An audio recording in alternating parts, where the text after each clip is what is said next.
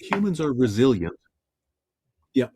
Yeah. Humans are resilient for the most part, I think. And in fact, um, I guess I'll say this more explicitly. Our four kids, they all were so resilient because they overcame the challenges and things that life had handed them.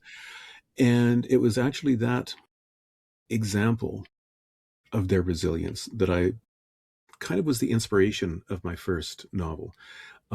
Maple, the main character, is kind of a fusion of all four of our kids, Okay. in my mind. And she is an extremely resilient, stubborn young person. And that is the gift that allows her to ultimately take on these other alien creatures that have taken over her community. So, yeah, I guess something I've learned is that you don't know what life is going to hand you. I keep using that expression.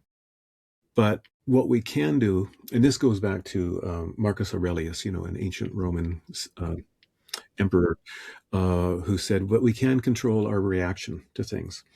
And I also would go further and I would say that in most things, there's something, either something good to be found or something that will expand us as a person, I A think. lesson to be learned. Yeah, yeah, yeah. And that has a lot to do with how we frame things, I think.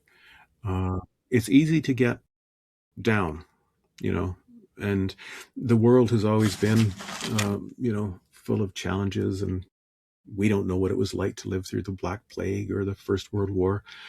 But still, things that are going on in the world now, they're pretty heavy. And I know lots of people that are really struggling with trying to process it all. These are tough Yeah. times, and in some ways, you're right.